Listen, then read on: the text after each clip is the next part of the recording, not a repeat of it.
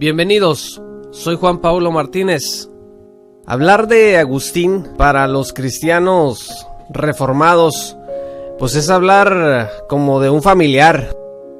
Es como si hablaras de uno de tus tíos, como si hablaras de uno de tus abuelos, porque todos los cristianos reformados son agustinianos. Pero bueno, les voy a dejar la tarea de que averigüen por qué. Si no, a lo largo de esta breve clase o charla, pues sí, después de que terminen de escucharla, pues hagan una búsqueda por ahí en la internet o en sus libros. Yo tengo por ahí un artículo sobre el tema que se los voy a dejar en la descripción de este video por si lo quieren ustedes leer.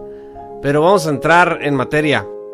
Sócrates, Platón y Aristóteles salvaron a la civilización occidental de desintegrarse en el barbarismo, de caer presos del escepticismo que los filósofos presocráticos pues generaron una vez que dejaron su legado filosófico al escrutinio público y de otros filósofos. La época de oro de Grecia comenzó cuando Aristóteles se murió y comenzaron a surgir nuevos movimientos filosóficos. Y de la misma manera que Heráclito y Parménides generaron a la postre un escepticismo y sofistas, así también después de Platón y Aristóteles se vino una nueva ola de escepticismo filosófico. Las únicas escuelas mencionadas en el Nuevo Testamento de filosofía son los estoicos y los epicúreos. Los estoicos y los epicúreos eran escuelas rivales que se fundaron alrededor del 300 a.C. Al mismo tiempo. Los estoicos fueron fundados por Zenón de Citium y los epicúreos por Epicuro. Ambas escuelas participaron del escepticismo que hizo a un lado la búsqueda de la última realidad metafísica en la que se habían embarcado Platón y Aristóteles. Los estoicos desarrollaron lo que se conoce como una cosmología materialista. Enfatizaron el punto de vista de Heráclito de que el fuego seminal que determinaba todas las cosas pues estaba en todos los seres, y ese logos de alguna manera que producía semillas pues hizo que estas semillas de divinidad estuvieran presentes en todas las cosas y en todas las personas. Los estoicos estaban preocupados principalmente con la filosofía moral. La virtud es la respuesta que una persona hace al determinismo materialista. El hombre no puede determinar su propio destino, no tiene control sobre lo que pasa en su vida. Entonces su libertad está restringida a su responsabilidad inherente o a su actitud delante de esas cosas sobre las cuales no tiene control. La meta de la virtud en la vida es la ataraxia, una finalidad que los epicúreos tenían también en común con los estoicos. Ahora, ¿qué es la ataraxia? Esta palabra griega se puede traducir como paz mental o tranquilidad del alma. Tanto los estoicos como los epicúreos vieron a la ataraxia y buscaron la manera de cómo mantenerla en medio pues de este determinismo materialista, en donde las cosas que te pasan en la vida pues simplemente no tienes absolutamente ningún control. Se habla entonces de imperturbabilidad, aceptar el destino con serenidad y coraje. En el deporte del boxeo, cuando un boxeador está siendo muy golpeado, pues a veces los comentaristas dicen que está resistiendo como un estoico. Pues sí, porque esto hace referencia a esta filosofía de tratar de recibir todos los embates que el destino ha determinado para las personas y sobre los cuales la persona no tiene ningún control, y resistirlos pues con serenidad, con fortaleza de la voluntad. Los epicúreos por su parte rechazaron el determinismo materialista y afirmaron algo muchísimo más amplio, una visión más amplia acerca de la libertad humana. Eran hostiles a la religión porque creían que la religión estaba llena de superstición y miedo debilitante. Ellos miraban la filosofía como un medio para liberar a las personas de las ataduras de la religión.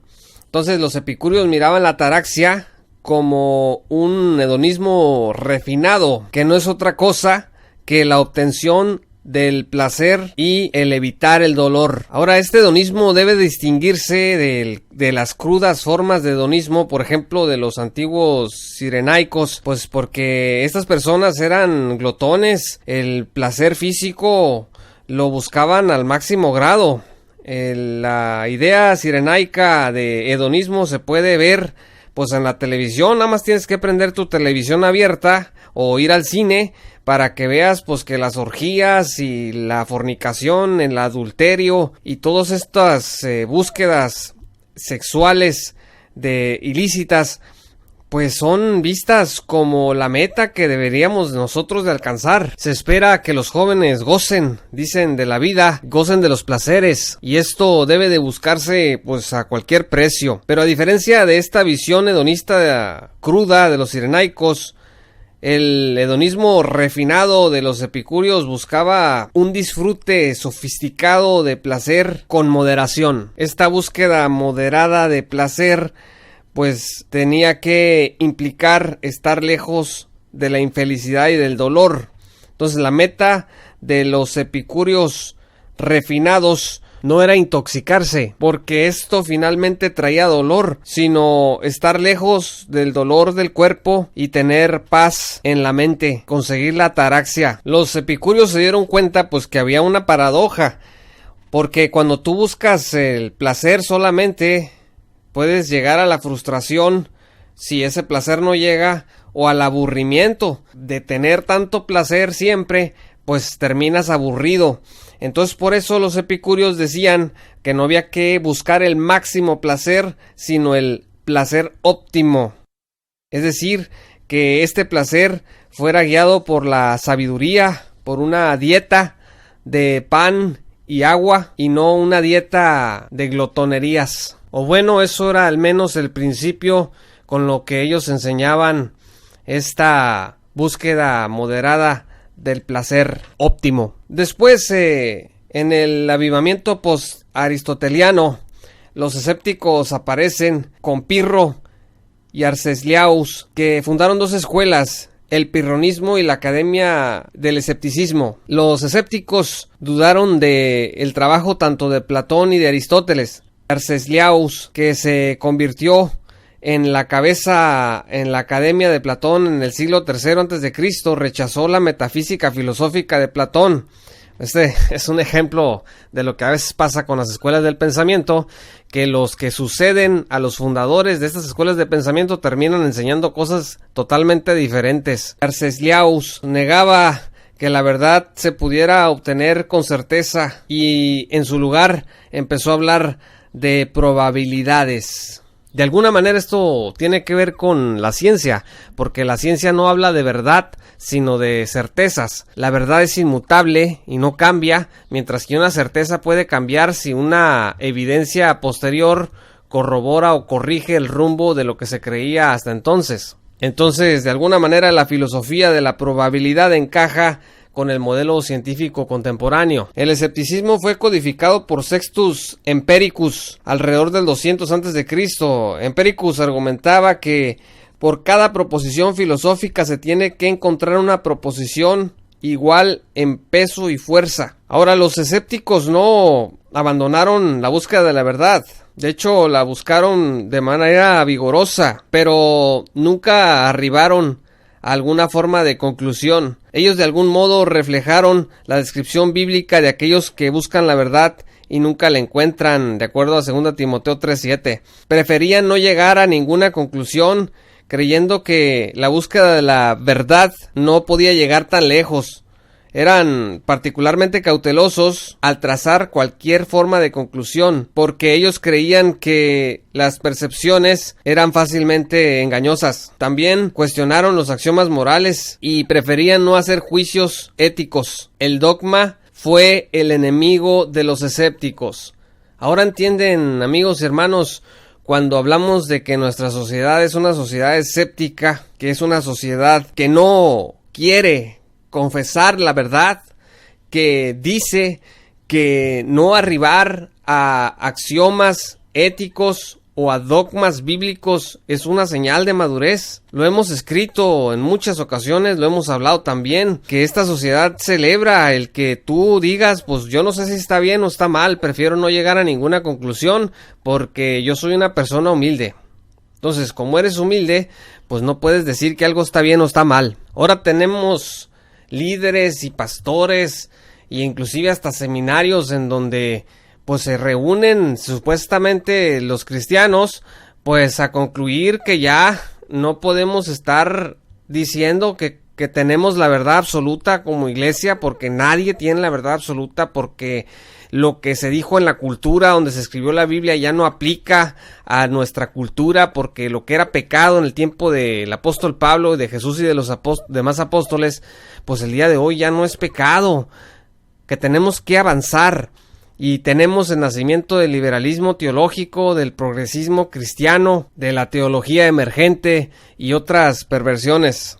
Y fíjense que en esta época de escepticismo, pues cuando viene la iglesia de nuevo pacto, la iglesia cristiana, pues por eso se dice que puso al mundo de cabeza, porque la filosofía griega tenía un elemento dominante del escepticismo, y los griegos pelearon duro contra la teología y la enseñanza de Cristo y de los apóstoles.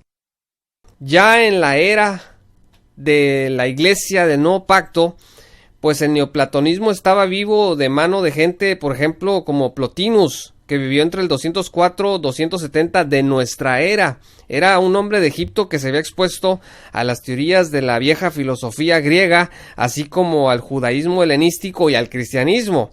Él se movió de Roma cuando tenía 40 años, convencido de que debía desarrollar una filosofía que fuera alternativa al cristianismo, ¿verdad? Una misión que algunos pastores y líderes se toman muy en serio el día de hoy, querer generar un nuevo cristianismo, entre comillas. Bueno, pues Plotinus quería reinstaurar de alguna manera el platonismo, pero modificado para que pudiera ser introducido en el pensamiento cristiano. Así que se concentró en la salvación de acuerdo con el cristianismo. En su filosofía, pues encontramos eclecticismo y sincretismo, toma rasgos de diferentes filósofos, rechaza el materialismo de los estoicos y de los epicúreos, el esquema de Aristóteles de la forma materia y la doctrina judeocristiana de la creación. En el neoplatonismo, el elemento central es Dios. Plotinus le llama el uno. Plotinus dice que pues al final la realidad fluye y emana de este uno.